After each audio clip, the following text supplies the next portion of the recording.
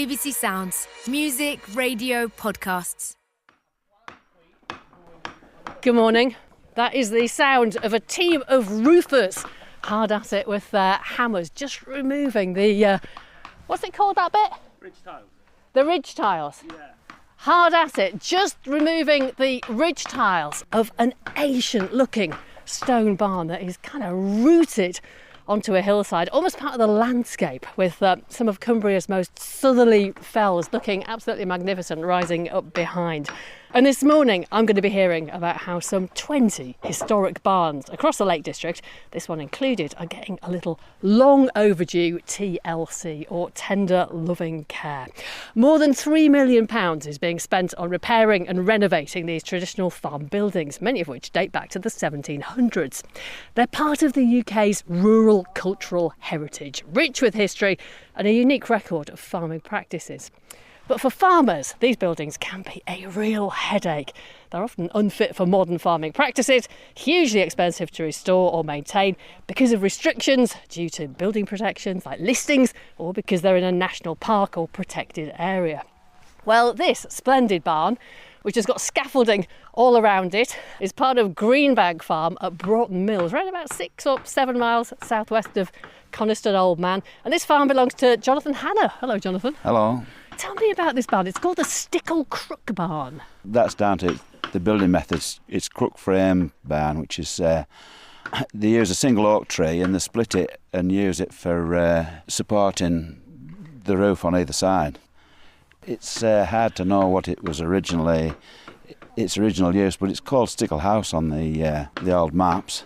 I bought this piece of land with this barn on about just over 20 years ago. I've improved the land, but I haven't done anything with the barn much apart from putting the 2 gates on it. Just tell me about what you do here. What do you farm?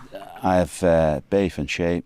Approaching retiring age, so I've just got down to about just over 100 breeding sheep and a few store cattle. And do you use this barn? I use it a little bit in lambing time. I lamb some sheep up here, so on a wet night I put new drop lambs with the mothers inside it. Sometimes I use it just with sheep, but doesn't get a great deal of use.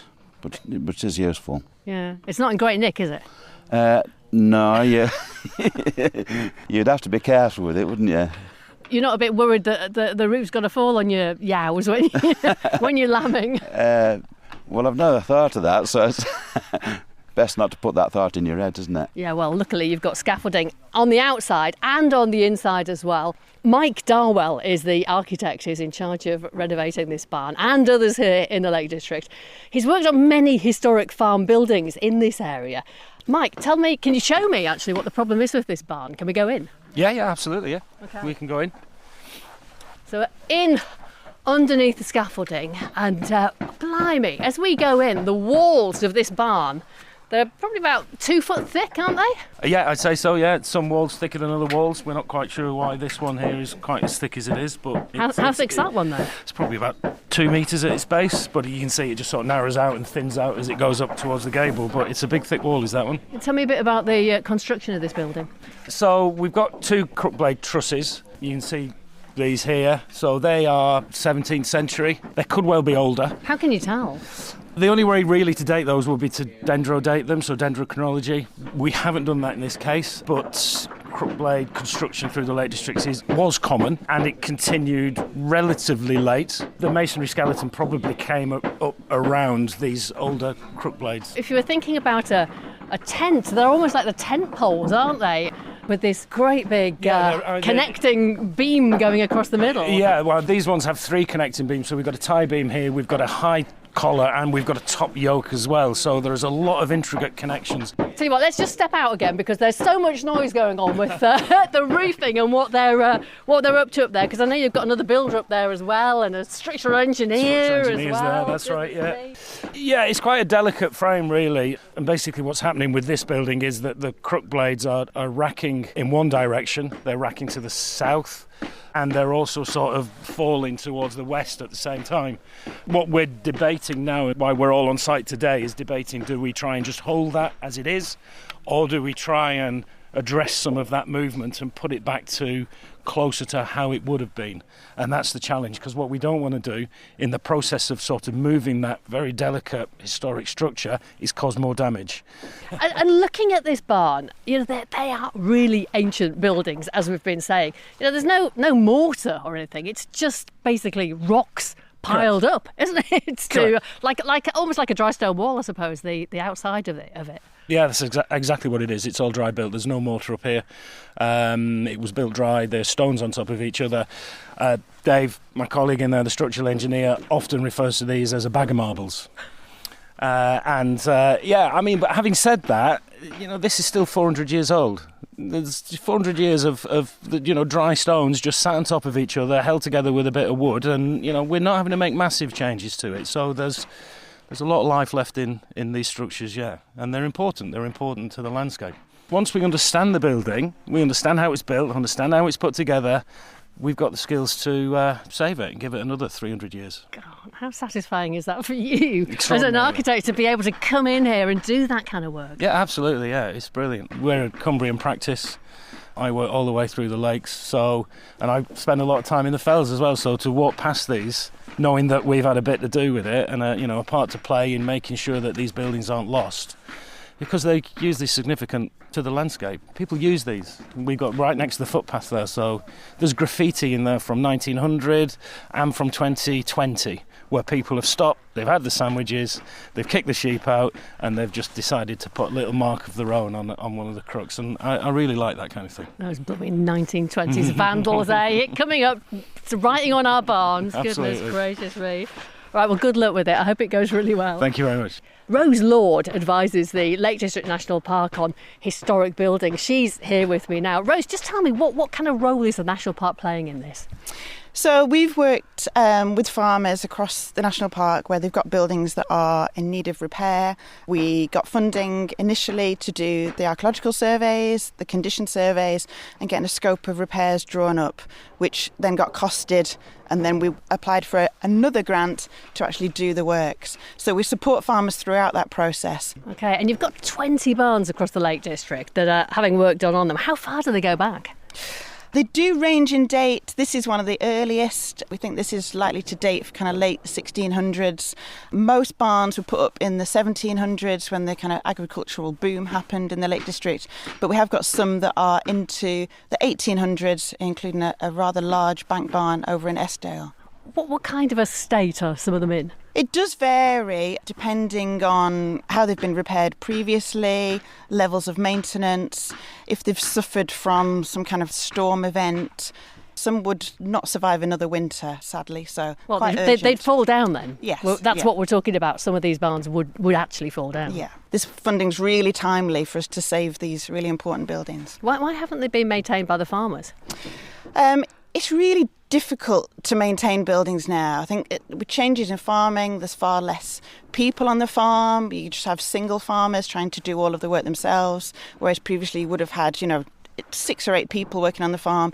It costs a lot of money to do this kind of work. OK, I mean, some people might say, blimey, it's a load of old derelict farm buildings. Let them fall down. Why is it worth preserving them? Yeah, these buildings are really important for the Lake District National Park. We are a World Heritage Site. We're a World Heritage Site because of the farmed landscape, and that includes the buildings, the dry stone walls, all of these things that make the Lake District what it is, and these are really well-loved buildings. They're quite prominent in the landscape. When you come to places like this and you're walking along the bridleway, you can see fields, fell, dry stone walls, and then this little cruck barn kind of nestling into the landscape. And it really adds to the enjoyment of the Lake District National Park. And some of these buildings are listed as well, so we have a duty to look after them and repair them. And we're keeping traditional skills alive as well.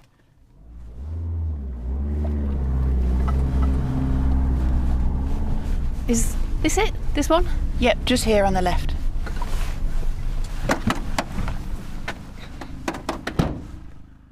OK, well, we have travelled me and Rose, some 30 miles north, up along the shore of Coniston Water, past Rydal Water and Grassmere, and we're still in real fell farming country here. We're in the beautiful valley of St John's in the Vale near Keswick. We've come to Yew Tree Farm, and I'm guessing this barn in front of us here, surrounded by scaffolding, is the one that is being renovated. Yeah, that's correct. It looks quite a building site at the moment.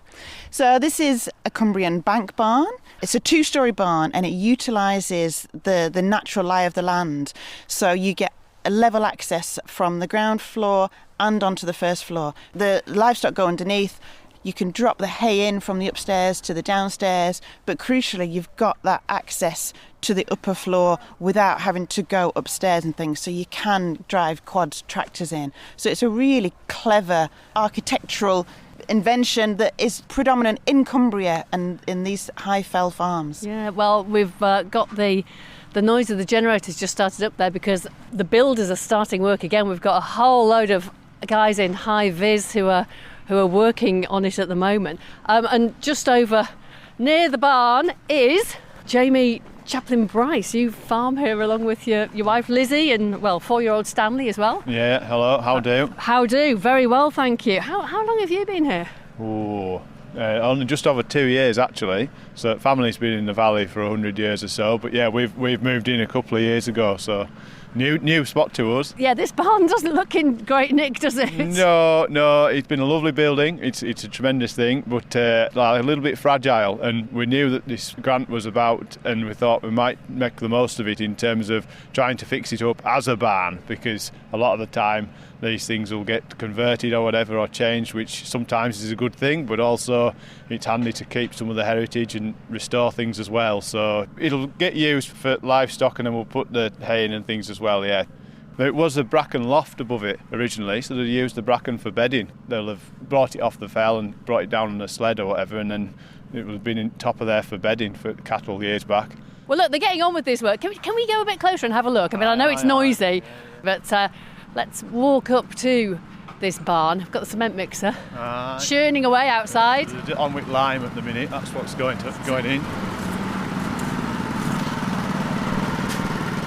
There's definitely progress being made in here, isn't there? Yes, you can see there's some beams which have been cut and put in as lintels, so that pieces of oak out of old timbers, and they've been reused and salvaged to go in as lintels across the arrow slits and lower windows that are present. And then behind us there's these stalls. There's 10 down each side. Your cattle will have been in on each side originally, and you can see where they'll have been halted to on posts here. So. There's still bits of chain here, and still bits of muck here actually, probably as well. We did make sure it was fairly clean before they came, but there's still a bit more stuff to come out. Yes, aye.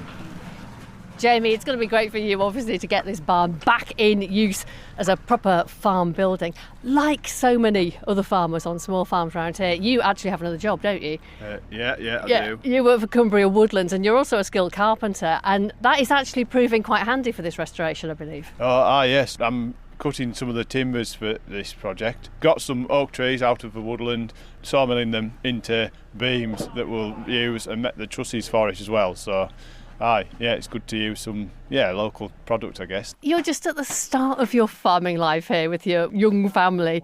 This barn's seen an awful lot of generations come and go, hasn't it? It must feel pretty good that on your watch it's getting that TLC it needs to keep it going for maybe another 200 years. Yeah, I know. It feels good to keep it going as a barn for sure, Well, it's a hard thing because it's a beautiful building as it was, and you don't want to disturb that really, but equally you've got to sort of respect as much of that as you can and then take it forward for next generation as well. I don't know, they'd all be holiday lets otherwise, wouldn't they? Well, Jamie, good luck with the barn. I really hope everything goes to plan. Jamie Chaplin-Bryce, thank you so much for inviting us here, and many thanks to you to Rose Lord from the Lake District National Park. And that's all we've got time for this morning. The programme was produced and presented by me, Caz Graham, in the Lake District.